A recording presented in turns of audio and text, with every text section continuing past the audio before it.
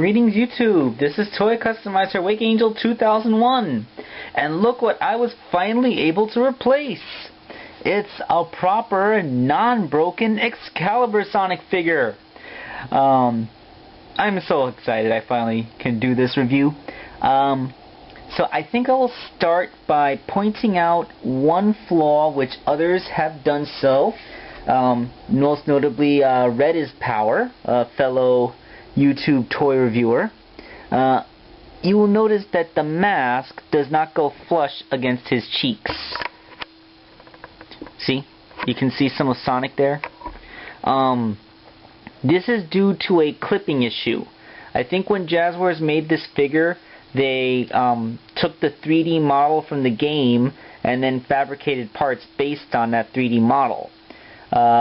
But the thing is, the model exists in virtual space where objects can pass through each other fairly easily, so they had forgotten to compensate for that when they made the physical thing. So it's in two pieces. There's the eye part of the visor and the chin part of the visor, and removing it reveals that the chin part is one smooth straight line. If they cut a small V into there to give the chest a bit of clearance, then it would go flush. In fact, I think I'm going to do that right now before I continue this review.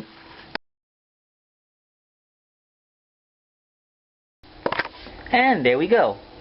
As you can see, the red gem on his forehead is visible now.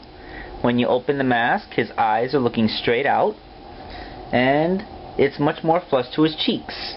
There's still a little bit of a gap, but that can't really be helped because that's more it's more the connection point than it is anything else. So let me just remove the face plate and the chin guard so we can get a look at Sonic's face underneath. He looks good. His face is there. He has a nose and a mouth and all that. And you can see here the divot that I cut into the chin guard so that it would fit properly. So, Excalibur Sonic. My God, this is an incredibly pretty figure. I mean, just look at all the details crammed onto this thing. He has all the bolts on the armor. He has those little wings, but they don't stick out too much, so you don't have to worry about them accidentally snapping off. His articulation is pretty good. These shoulder pads don't move, but they're made out of a soft material so that you can move the arm past them just fine. He has kind of the same problem with Lancelot in that armor kibble prevents you from getting more than a couple of clicks out of these Revoltech type joints. And he has a little bit of a spinning meat issue because here's his hand. He has a wrist joint. And then here he has a second wrist joint. So that means that this middle piece can just spin irregardless of the rest of his forearm. I find that kind of funny. Although, you know, it's probably just a bracelet piece, so it works. Excalibur is rendered in loving detail. Let me get Caliburn out.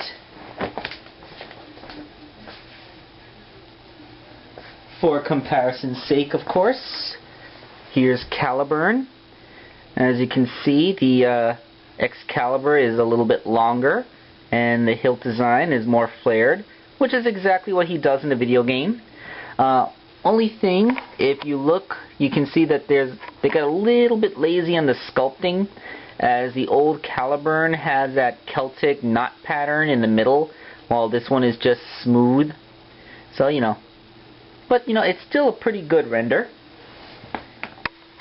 And this thing, they couldn't replicate that halo of extra light that surrounds the sword, so they decided to give it a gimmick where it glows in the dark. So just let me fetch my sonic screwdriver so I may use its ultraviolet light. Okay. Alright, I got my sonic screwdriver. I'm going to turn this off. Okay. Now we apply some UV light to the...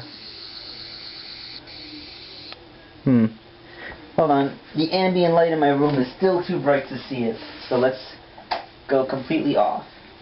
Ah, there we go. You can kind of see Whoa, that looks a little pixely on my screen.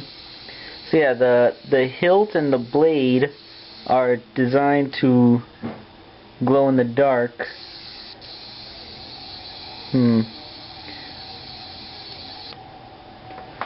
Let me see if I can catch this with the camera settings.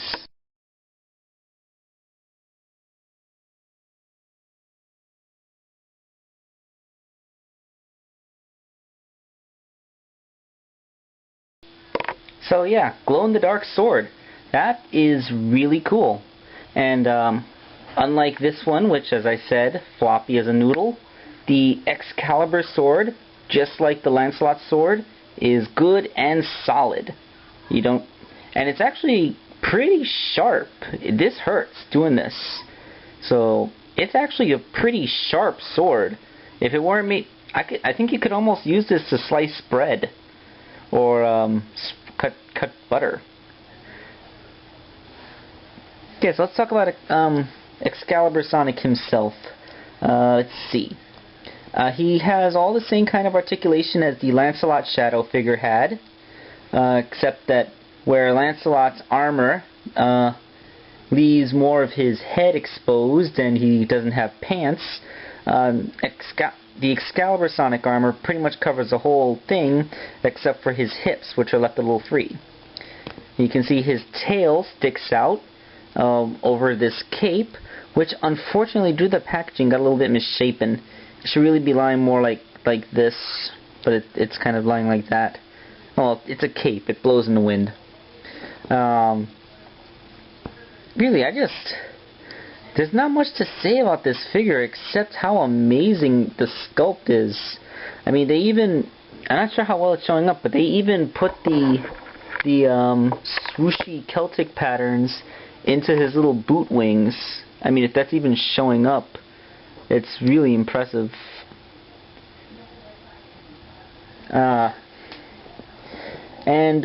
This is true on the Lancelot figure too. He has ball-jointed ankles, so they can go like this to represent Sonic flying, because Excalibur Sonic did spend the entire boss fight flying. Or, you know, if you want him to actually stand, you move it forward like this. And he has a little, again, these Revoltech type joints that they use, in principle they're supposed to make it easier to hold poses with, preventing the floppiness that like the Generations 5-inch figure had. But the thing is, you see me having a hard time standing here now. That's because, like all Sonic figures, they're still top heavy. Think of the leg joints as a series of interlocking teeth, and one is stable and the other moves past it like this. So it takes a certain degree of force to move them past, so it's not just gonna go flop. But the thing is, between those teeth, there's a little bit of wiggle room like this. So, and there's just enough wiggle room that you can have Sonic in a stable stance, and then you jiggle the figure, and it ends up falling. So getting him to stay standing in a display can be kind of hard, because like most Sonic figures, he's quite top heavy. But he's easier to stand than some I've seen. I mean, at least the feet are nice and flat, so that he has that in his favor at least. But Excalibur Sonic, I really didn't think I would find myself wanting to collect everything in a 5-inch line, because 5-inch figures are more difficult to store and cost a little bit more, but this is just so nice. This is easily one of the prettiest figures. I mean, I know it's technically another Sonic variant, just like almost the entire rest of the 5-inch Sonic line, but I really have a hard time caring because it's just that cool. Also, I really do like the storybook games from the Sonic series, especially Sonic and the Black Knight. And I really would love to see more characters. Like, if they make Gawain and Percival, I would totally get those figures. And if they created more characters from Sonic and the Secret Rings, such as Alibaba Tails, Sinbad, Darkspine Sonic, And, you know, even some of the more human-looking characters like Eraser, Jin, Merlina, Shara, and the Black Knight himself, those would be really nice figures to have. And I really would like them to make them. And this is kind of like a flickering candle in the dark, giving us hope that we might someday see those characters. Well, actually, that's more like what Lancelot was, because he's not a Sonic variant, but you know what I mean. Is the Excalibur Sonic figure worth your time?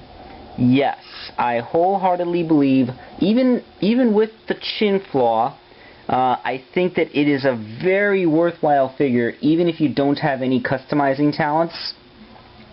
And it is just spectacular. It's really one of Jazzware's best offerings. I mean, this is just a really nice figure by any measure. And I highly recommend it. I would, if you can find these things, because I think Toys R Us gets them in shipments of one at a time, because I found one last week and it had the broken knee joint, so I kept going back there every other day hoping to find another one, and finally 8 days later I found this one, so, and it was the only one on the shelf, so yeah, one per week. Hopefully they'll become more common in the future, but if you can find one of these things, you have to get it. If you're any kind of Sonic fan, or at least a fan of the storybook games. Excalibur Sonic just cuts a really nice figure. I really can't find any significant negative things to say about him. Okay, so anything further would just be gushing about him even more, so this is Toy Customizer, Wakeangel2K1, signing out.